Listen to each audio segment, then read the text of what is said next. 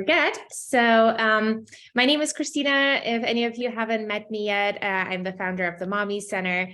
And tonight we have a special class. We have not just the mommies here, but a lot of dads attending too. And the purpose of tonight's class is really to just talk a little bit about relationships and specifically how it changes after a baby comes and what we can do proactively to improve our relationships. Research shows that 2 in 3 couples report a significant decrease in marriage satisfaction, and there's only 1/3 that still seem happy. So we want to learn what these couples do so that we can keep our marriage satisfaction good. And what most of the research shows is that a sense of friendship, as well as healthy conflict management and tackling together needs of the newborn as a team is really important. And that's what the 1/3 of couples in research showed had.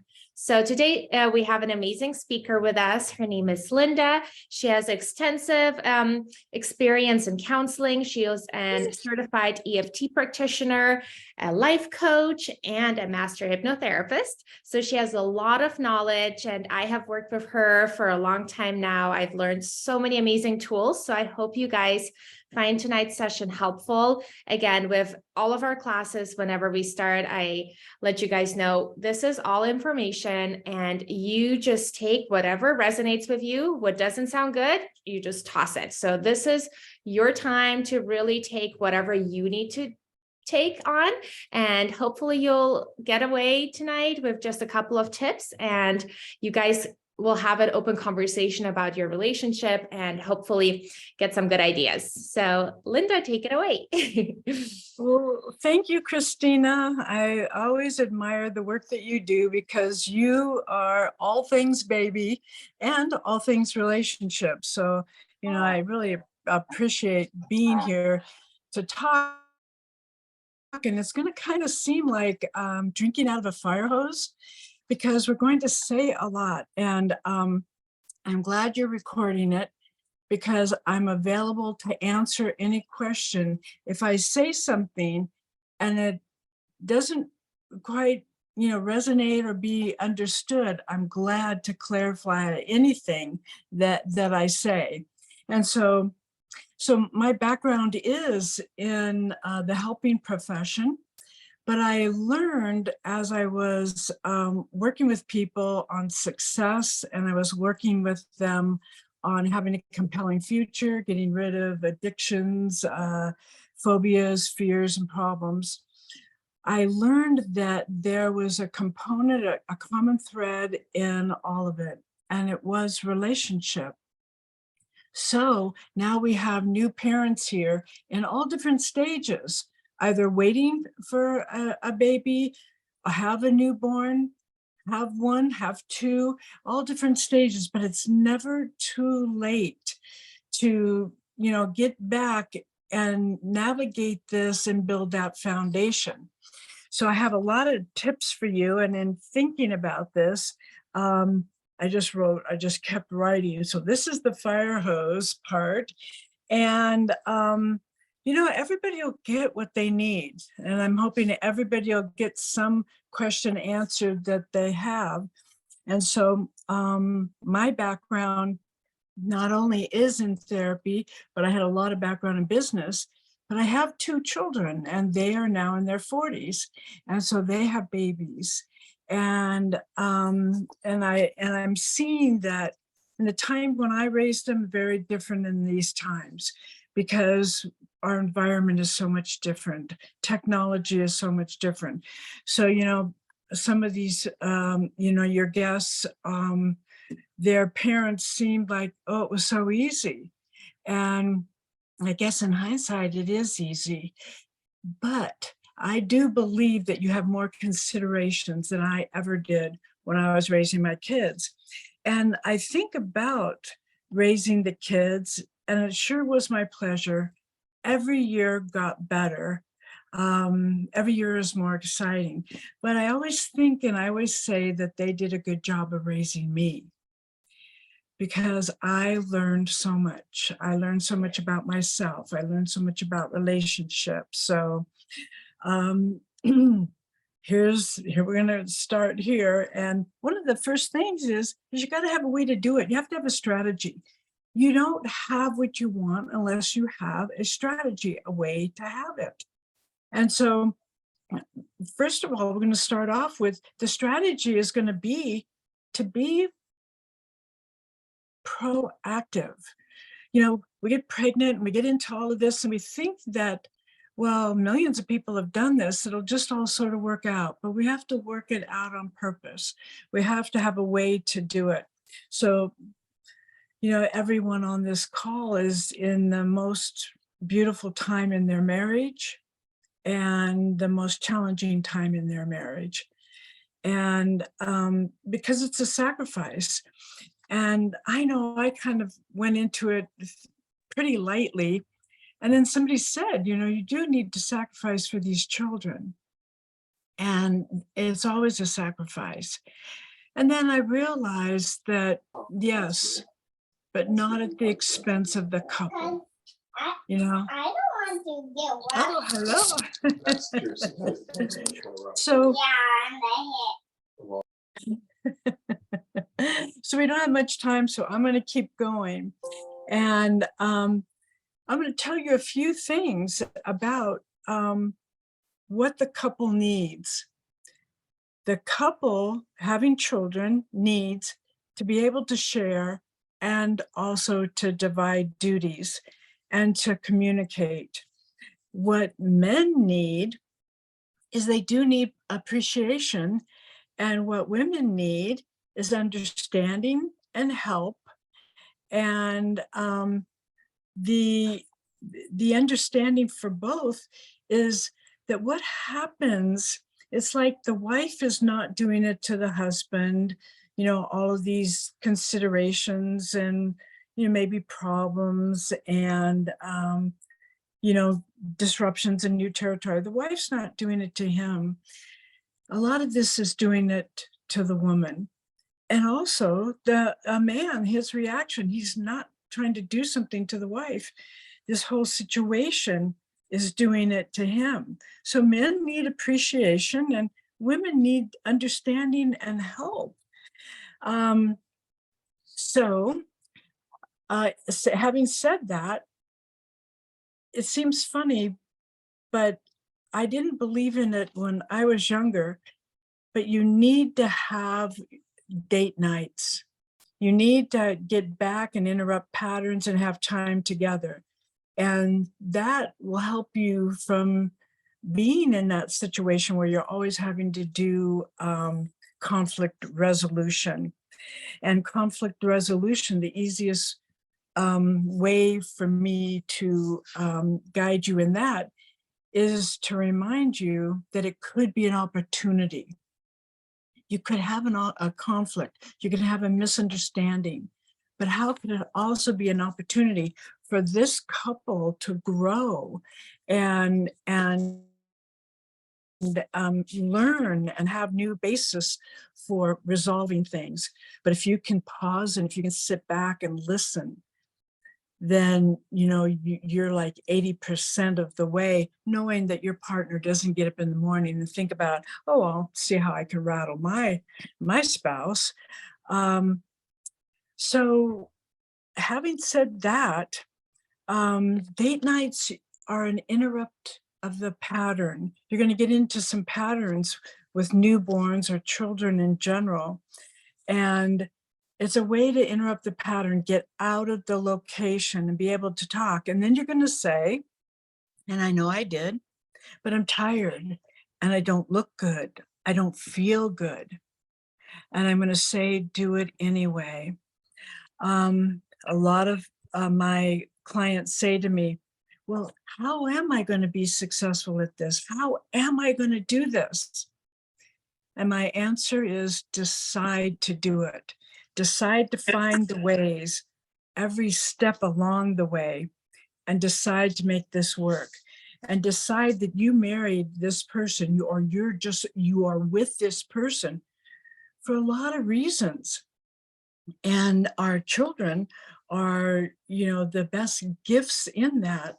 But you played before, you communicated before, you did things together before, you know, you were thoughtful, decide that you're going to do everything you did to get in the relationship, and then you're going to seek to understand all the time and be a good listener and ask questions. So I did give Christina 2 handouts. One of them is the 6 human needs in a relationship, and we must have those. We must have these needs met. And there's certainty, certain that we can be comfortable, to have pleasure and avoid pain. Well, that's, okay, how do we do that? And I'll give you some hints on that.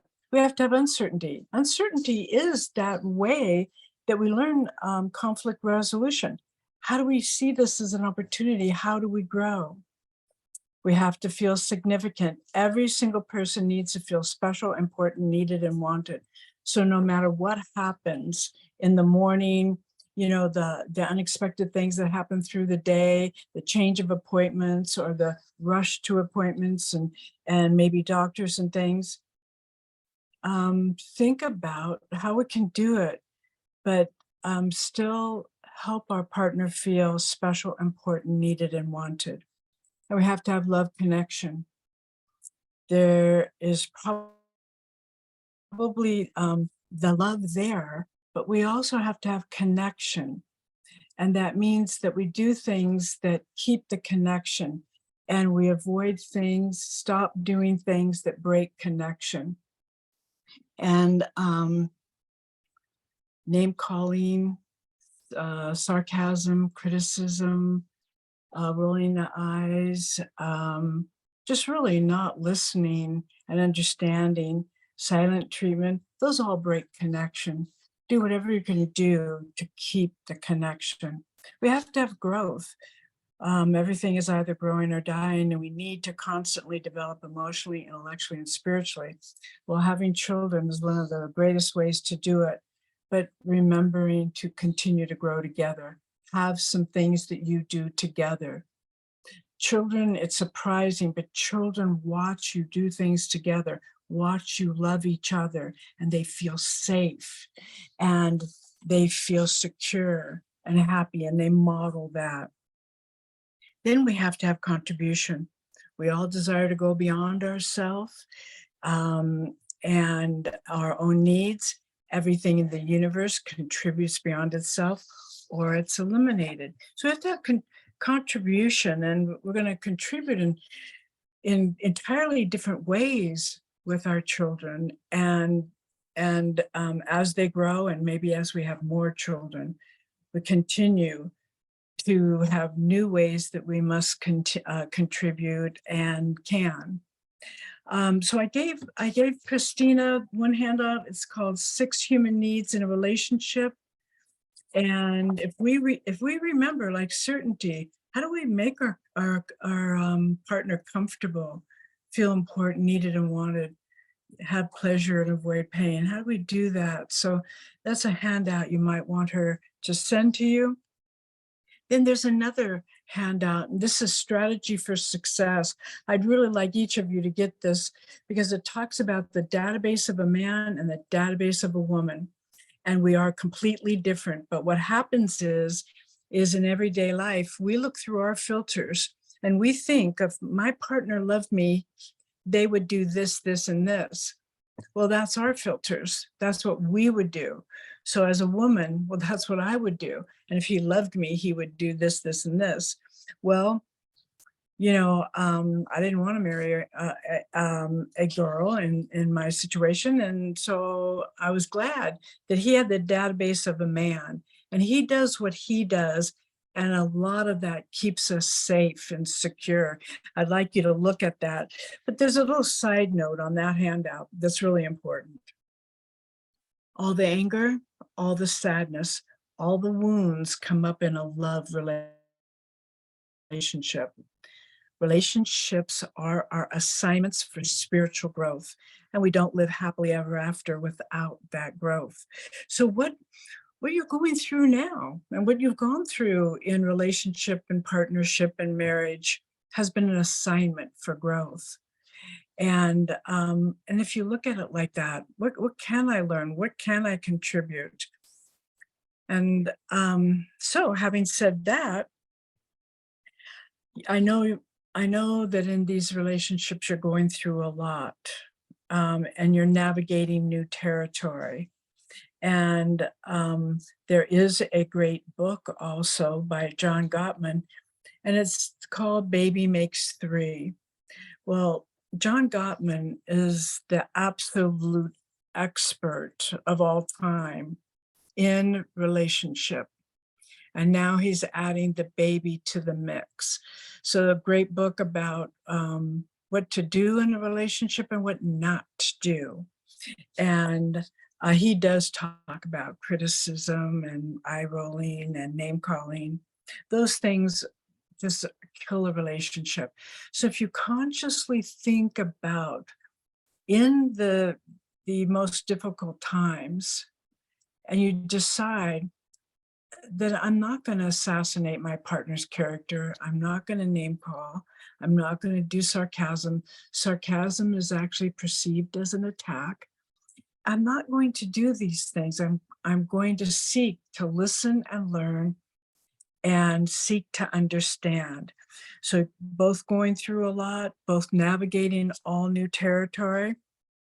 And so a woman, almost gets hijacked by her hormones and all the changes that go through from this 9 months and the delivery. And then things happen, that she goes into nurturing and exhaustion. And so that's something that's happening to her. She doesn't set out to do that. She is setting out to try to be more comfortable and understand it and get through it. But it would take a lot of patience from a man to understand that everything is now different for her. Not only is there a baby there, but everything in her mind and her body and her emotions is shifting. So it takes some understanding, but taking some understanding on a woman's part that he's also going through a lot. Men seek to be successful. Help him be successful. Men seek to be successful and they don't know what to do in this because they can't nurse. There's a lot of things that are not natural to them. And so help them be successful by giving them, clear information about, what you'd like and what would help. So in all of these different stages, no matter what stage you're in, it's never too late to learn how to be very successful in this, how to decide to do that. So I'll talk to you about some of the things. I've asked some young parents, new parents, about where their difficulties lie. And what Christina said was that conflict, the resentment and the conflict reduction, and the best way in there is sometimes we don't realize we could just pause. We could just hit the pause button. We're feeling resentment, feeling conflict. We could just pause. We don't have to, shoot out with a comment or something. We could just seek to understand. And in building a better connection after having a baby, remember that the couple was there first. This is your friend. And the most important thing, I do a lot of relationship rescue. And the most important thing I remind my clients is, this is not your enemy.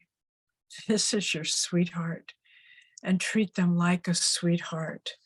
And when there's conflicts that happens, because something's misunderstood, something's not known, and we need to find a way to communicate what's needed.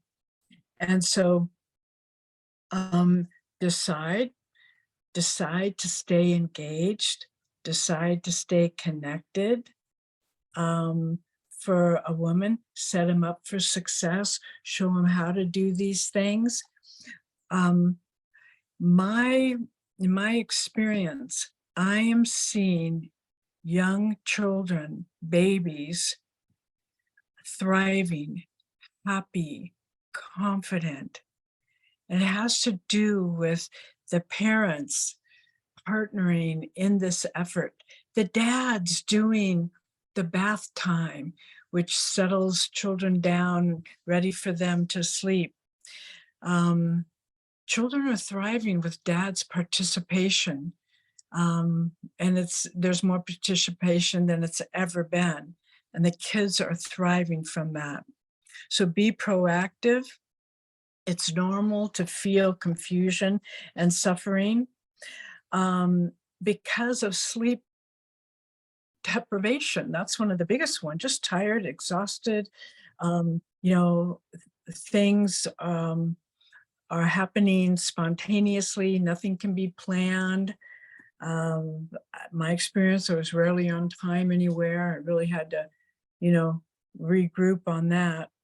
So I'm going to tell you a few things about what works and what doesn't work. So a couple of things I wanted to make sure that I included here is the differences in a man and a woman. Women have a lot of natural nurturing abilities and kind of know what to do. And a man could use some guidance and help in that. And, but what we tend to do is a man will come home from work and we kind of give him the baby or give him the children. But there's something that's interesting, and it's true that men need transition time. And what it means is whether they're working in an office in the home and they go over that threshold from the office into the house, or whether they drive to an office and come home, men need transition time. Now, women don't need that because we multitask and we have diffuse awareness, but men are task-oriented and one task at a time.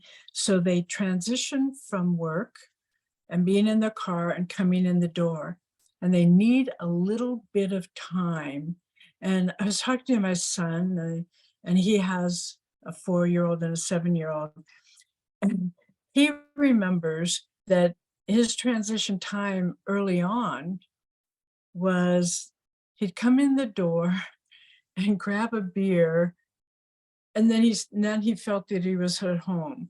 Well, some men will look through the mail, some men will change their clothes, some men will go to the restroom, but it usually is a ritual. It's the same each time. So men need transition time. When a woman, we're wanting to hand over the baby because we've had all day with this.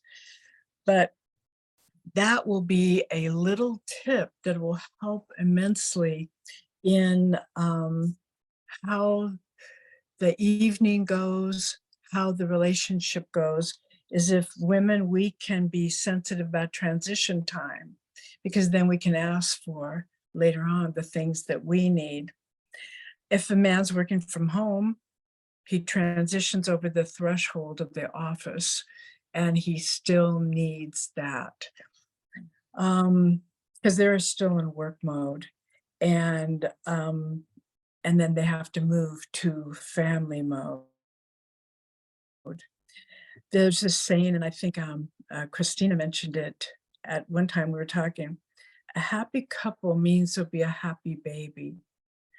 But a happy baby, a confident child, a safe child, if the couple is happy and remembers all the things they did that made them happy as a couple. And again, I didn't believe this when I was younger, but the couple comes first because you're modeling for the children, and it is the foundation. And you want to have that model because the child is watching and they're listening. So we have to be careful about some things we're saying and when we say it. But a child will listen and watch us modeling and they'll get good at it. So decide what you want them to be good at.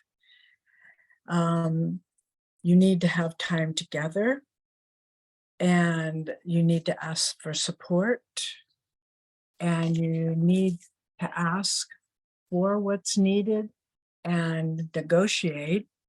And so here's something that someone recently told me. And this is the woman saying, "Don't get me wrong. My husband was totally hands-on with our baby. And short of breastfeeding, he co-parented in every way possible. But we weren't us anymore. I was a mom and he was a dad. And the success of our marriage seemed solely defined by how soundly our daughter was sleeping. We no longer made plans as a couple. As working parents, I felt guilty to leave my child for any time longer than was necessary. And certainly I was working, I felt guilty leaving for that, but then leaving for a date night. And I also felt I hadn't reclaimed my body. I was continuing to nurse until our daughter was past 2, and I didn't feel sexy. And I felt like the mechanics of our partnership were in sole service to raising decent human beings. We didn't even try to pay attention to our relationship. We were happy enough. Our family felt complete. But that feeling of togetherness where you talk in the first person plural to everyone about your life, that was absent. So feeling disconnected from my partner after having a baby, I realized it was totally common. And the one thing you need to know is that it's not necessarily a problem.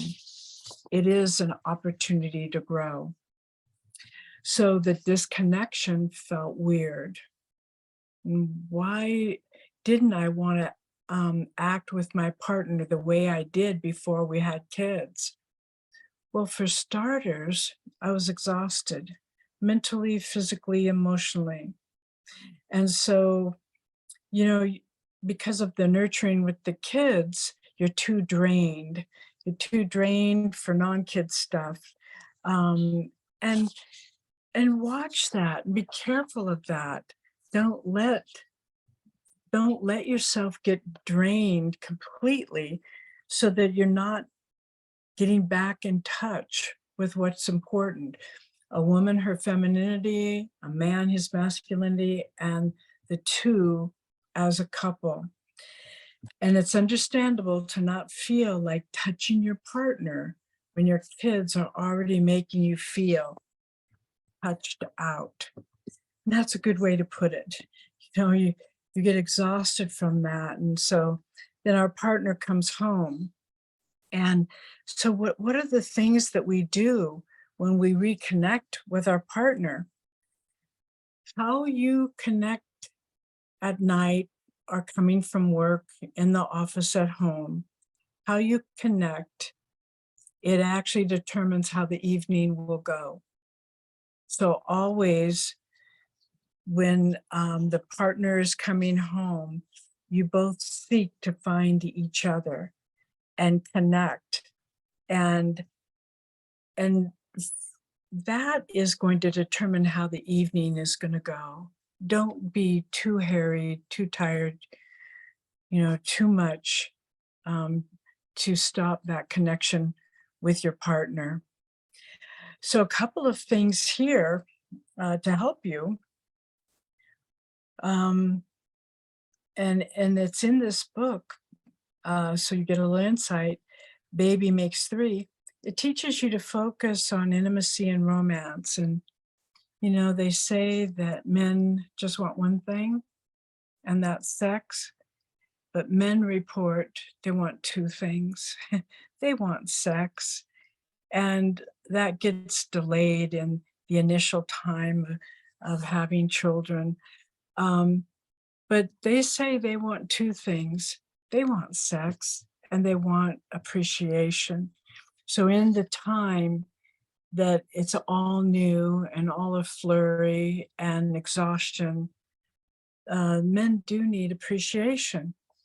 And actually, women do too. But what you need to do is have the ability to, be understood and to reconnect and get help where you can. Sometimes it's a nanny, sometimes it's a grandparent.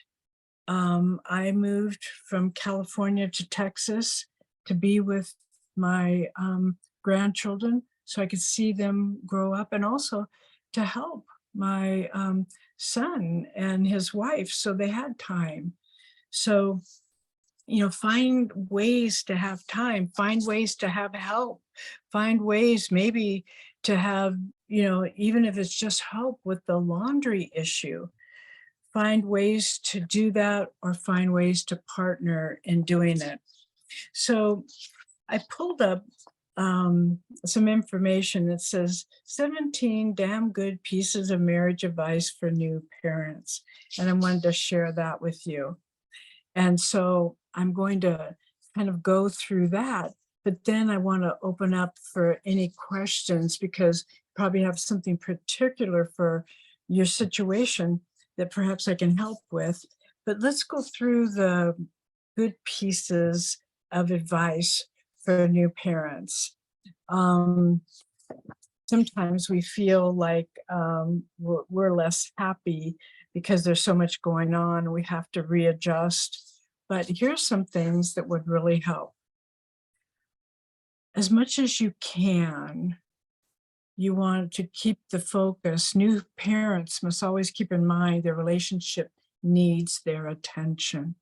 And it'd be like a fire in the fireplace, and the fire will go out if you don't tend the fire. So find ways to give your partner attention with all this massive additional responsibility, to give them appreciation and attention and I'm gonna jump gratitude. in.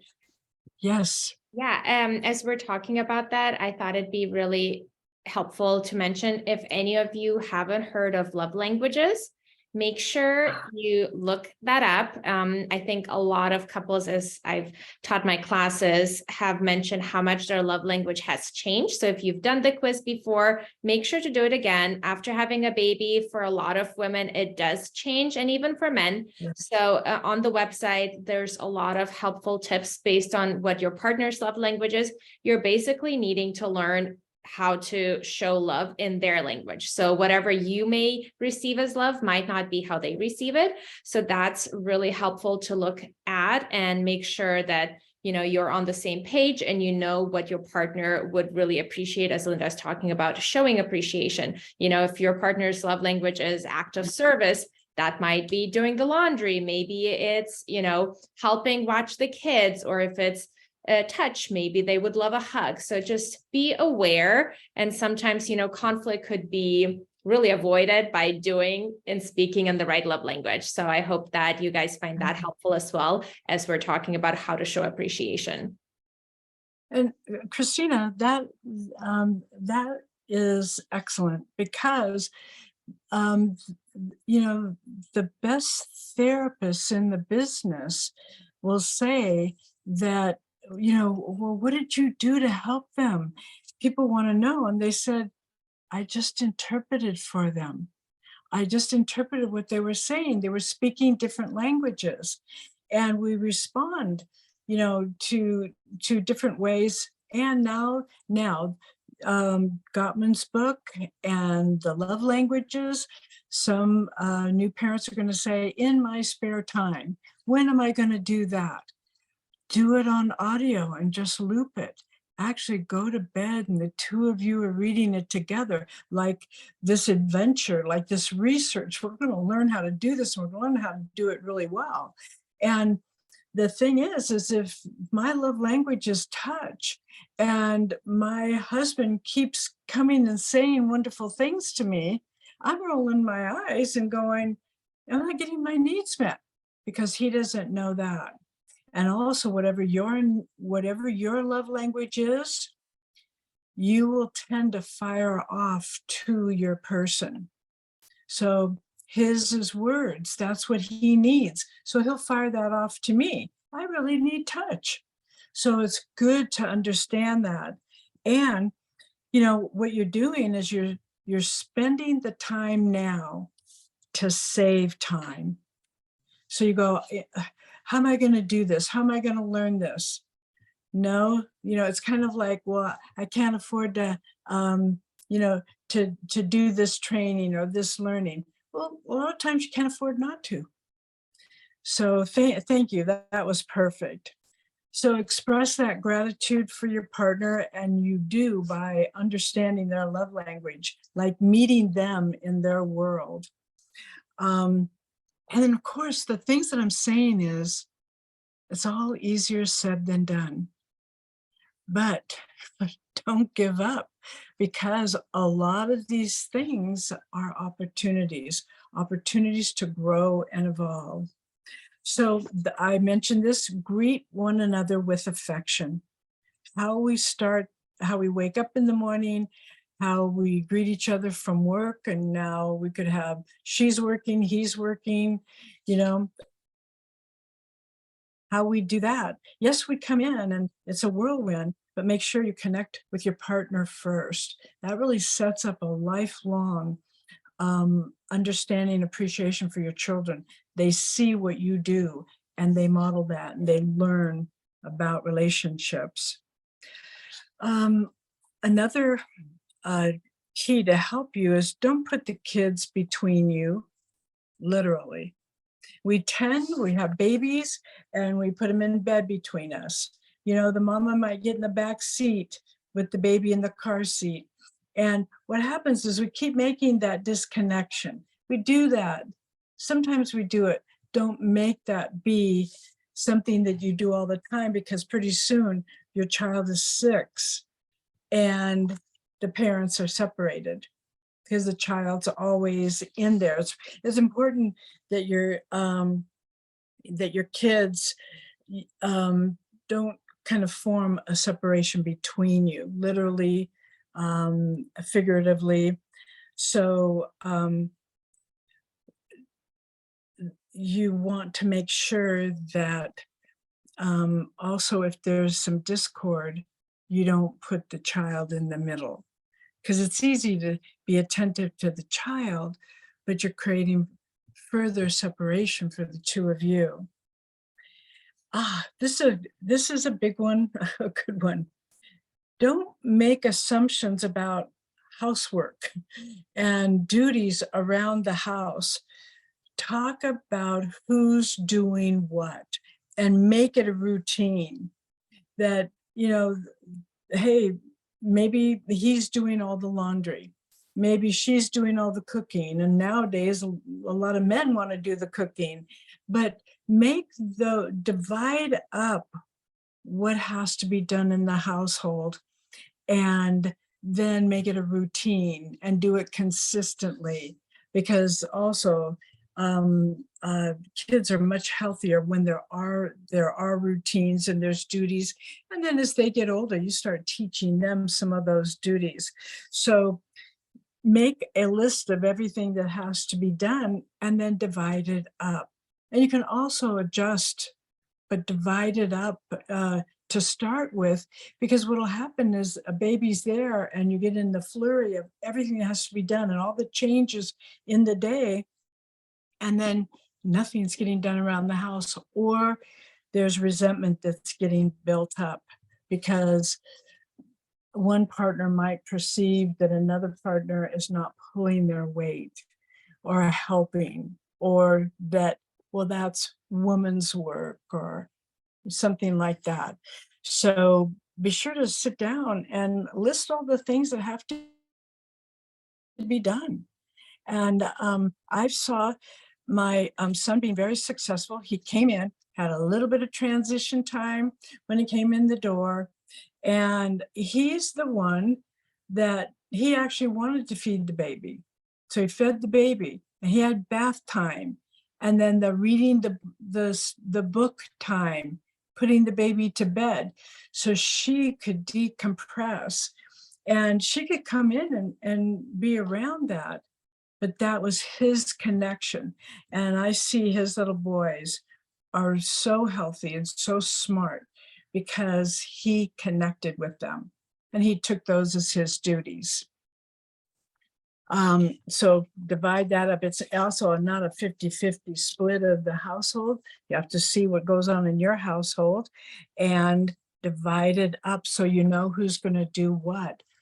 And, expectations can really cause a lot of discord. But when you divide up the work and you do have that expectation, you can exhale. And your partner's going to pull their weight in that and do their part. And again, in this, get help when you can. And it can be the help in house cleaning, laundry, and that can be in the form of a nanny, housekeeper, in the form of some of the grandparents having something that they do when they come over. And, ask for what you need. And if somebody can't help in that way, maybe there's somebody else that can. Find a way. And instead of feeling like roommates or co-workers instead of romantic partners, schedule time to feel like a couple. For the woman, schedule time to feel like a woman again. That doesn't come real naturally right after having a baby. But start to make that happen. I was And actually just- going to jump in. We Yes. just had a really great find on Amazon. There's these, they're called date night ideas, and they're little Yes. scratch cards. And we heard somewhere the tip that you should always alternate on who is planning the date. So there's not an expectation from, someone who's constantly planning. So, scheduling that at the beginning of the month, each person knows, that they're responsible for the date. And Yeah. just using these cards takes off all the pressure. It's really exciting and fun. So just a great little tip. I'll send you guys a picture if you wanted to Yeah. look into that. But scheduling it and putting it into your phone has been something that I've learned, like for us, it's really necessary. I think we get so busy.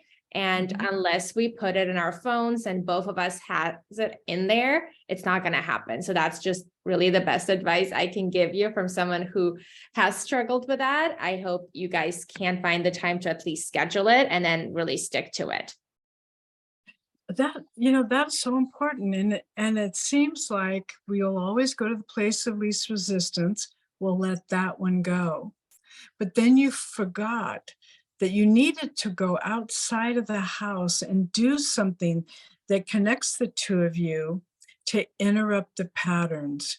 Because being home, the same routine, Groundhog's Day, over and over again, you have to have a way to, kind of light up that interest that the two of you have with that connection, doing something outside of the home. And a lot of people say, well, I can't do that. I don't have the time. And also, what about the baby? Actually, you don't know how healthy that is for little kids to see you go do things.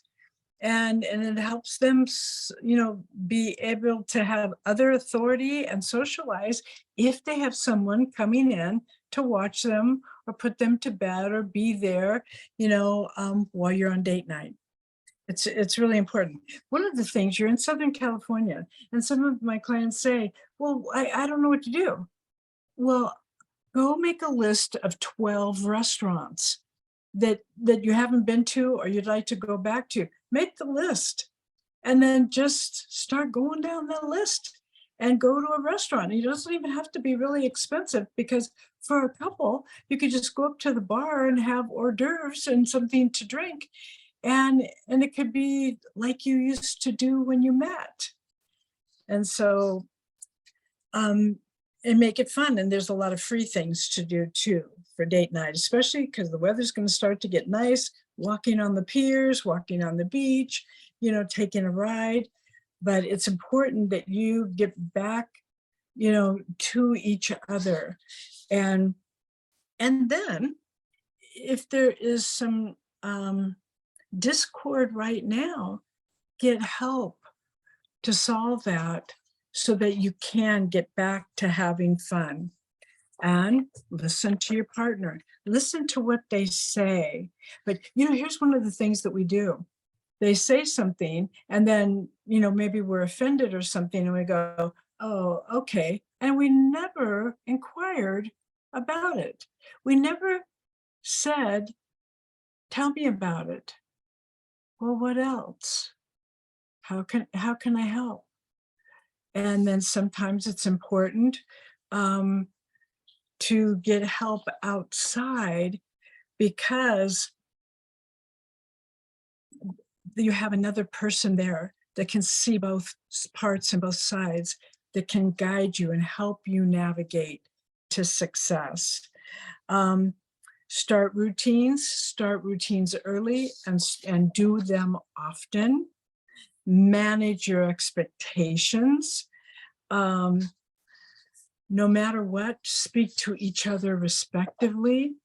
And I remember I've done everything wrong, and then I learned to do the right things.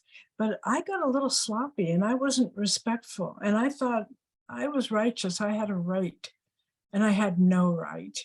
And so speak to each other respectively and listen.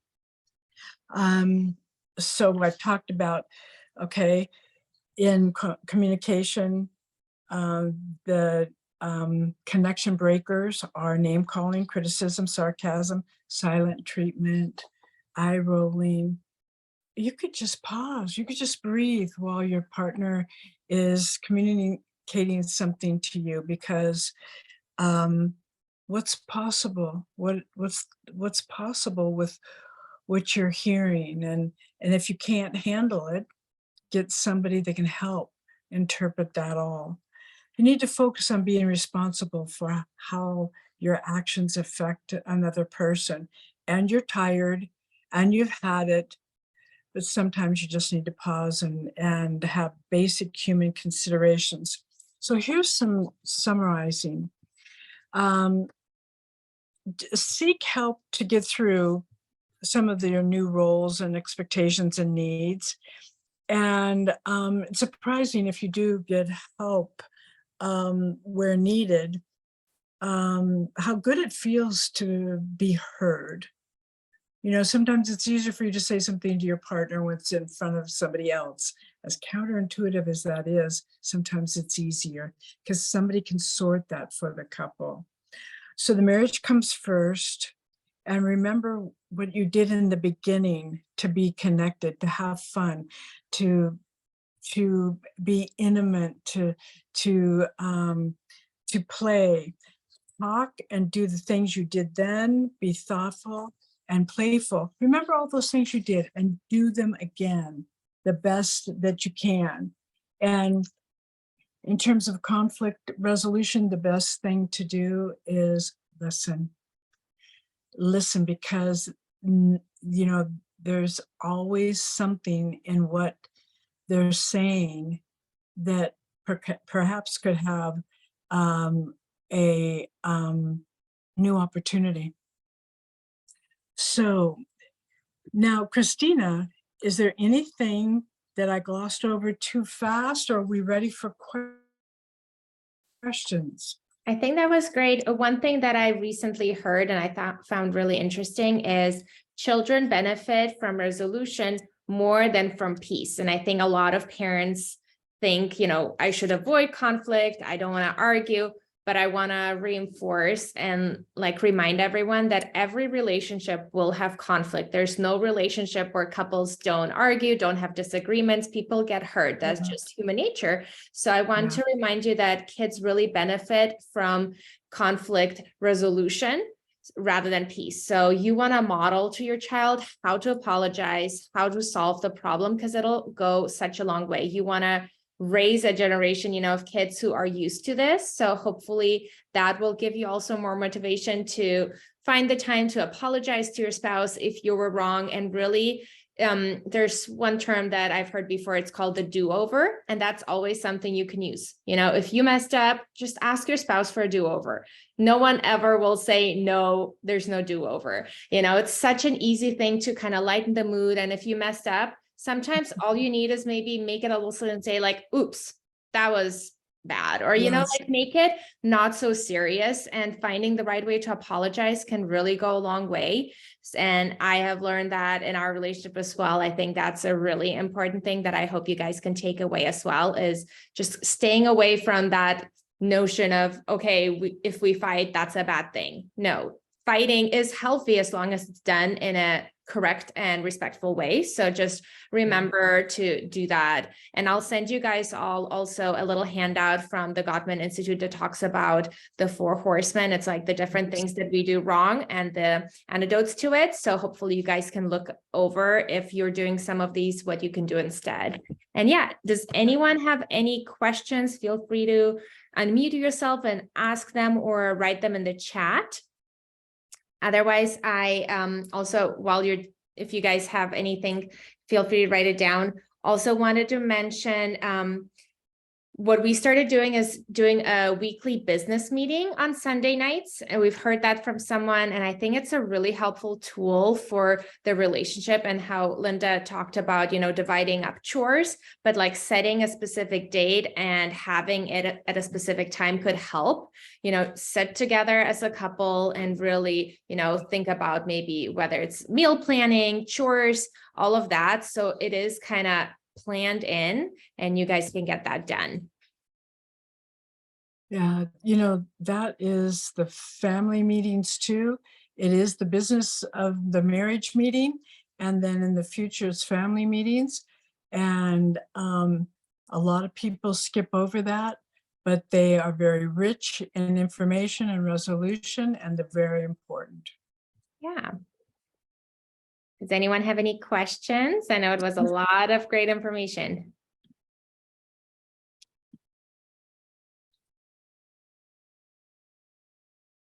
All right, well, I'm gonna finish you guys off with a little more fun tip. So there's actual research that shows that a 6-minute kiss is a 6-second kiss, sorry, not minutes, that would be long, but a 6-second kiss actually releases those hormones that when moms nurse, it's that really yummy, good hormones. So definitely, before you guys go to bed tonight, this is your homework today. Give each other a 6-second kiss. Do that in the morning.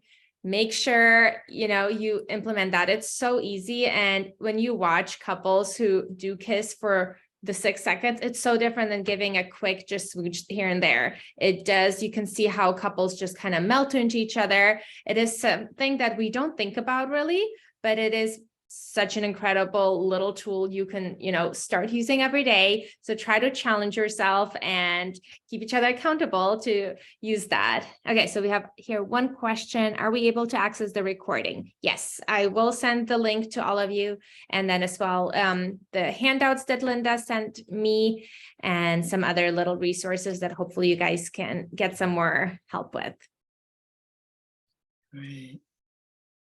Awesome. Well, thank you so much, Linda, for your time. If you guys have any questions, Linda's always available. I will send her phone number as well if anyone needs any support. But thank you so much for staying up this late. I know, and I'm really proud of you for investing into your relationship. That's the best step you can take right now for your baby, is to really work on your marriage. And I hope you guys all have a wonderful night. And thank you so much, Linda. Oh, thank you, and success to all of you. Thank you, Linda. Bye-bye.